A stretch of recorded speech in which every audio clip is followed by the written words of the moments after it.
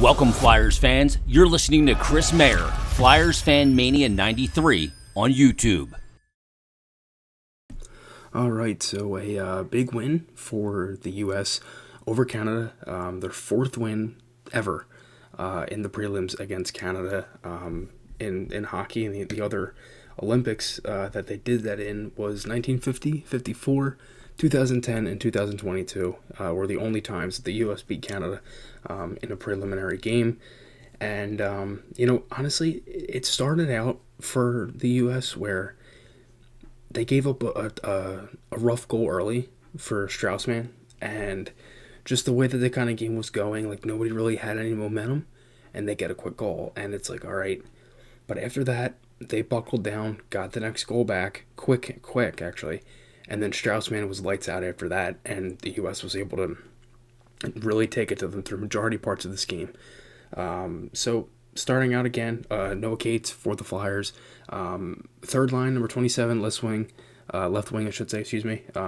does have a nail on a sweater, and as I said, Canada strikes first. It was a weird goal. It was like a 3-on-1 rush that was broken up, and it ends up going to the wall. Canada's defenseman just throws it to the net, slips right through man's pads, and his stick was a little up, and it just went right through. It was one of them real tough ones to give up, especially early in the game, his first start. So, so again, that was what you wanted to see from USA. It was a response, and they got it. Captain Andy Mule scored in close. Beautiful pass. It was just a tip that went right through. It was quick. Mule was skating with pace and a lot of speed through the neutral zone. Beautiful backhand shot. So it's 1-1 there.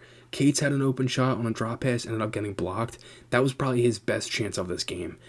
He only had one shot on net. He played around 15 minutes and 10 seconds was his total ice time overall in this game. And he didn't have any crazy performance. Again, he kept his shifts short, like I mentioned before. He was good defensively. He does a really good job of making an effort to get back on defense.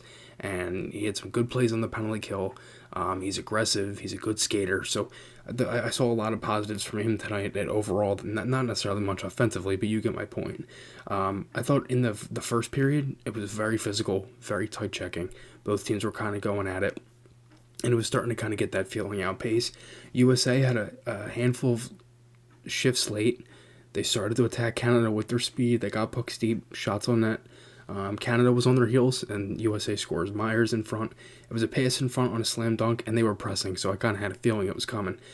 Cates and the other U.S. forward that was on the ice there, they did a great job of drifting their guys to the net, and they had all the Canadian players just kind of clogged into a spot, and Myers found the puck, found himself open off the pass from Sanderson, and just dunked it in. So with around a minute left, U.S. goes up 2-1, and early in the second, it could have been tied because McTavish had a 2-on-1 hit the crossbar. And I'm thinking to myself, okay, if U.S. can get one now off of that crossbar, because Canada had, I believe, 4 or 5 posts in this game, and they get one. Brisson scores in front off of a turnover. Smith made the good play, went out, challenged the goaltender, pass out in front, Brisson on the backhand. Just wasted no time with that one. And the U.S. goes up 3-1. Cates had a really good stick check on a bouncing puck to get to flag it out of the zone.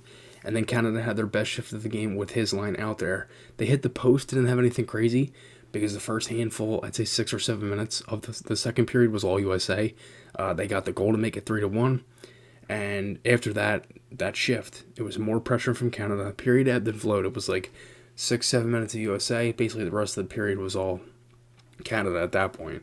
And, it seemed like they were going to at least get one because they were pressing. They kind of did everything the U.S. It was like a flip-flop. What the U.S. was doing to them with their speed, they were winning puck battles. That's what Canada was doing. They were playing physical. They were winning puck battles, and they just kept everything kind of going and keeping it alive in the offensive zone. And they ended up getting a handful of chances.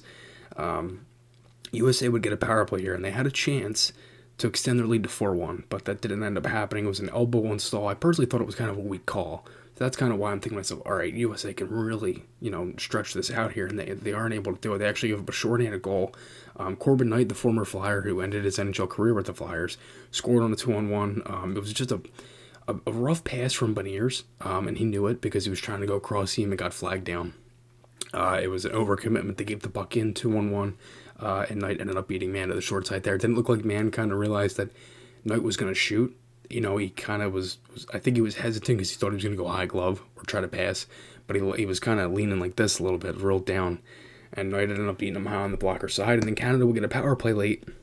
They hit the post, and then Ho-Sang missed a wide open net with maybe 10, 11 seconds left. There might have been a little more time than that, but it was just, I was like, oh my gosh, because again, and Anson Carter said it, if you look back and you see the score of the game, that's the chance that they missed. That was it right there. Could have tied the game late at the end of the second period. You were down 2 goals, and he missed the net there. Just absolutely flubbed the shot. Then they get a power play early. After that power play, it runs over, and then there's a penalty here on Stahl for a slash.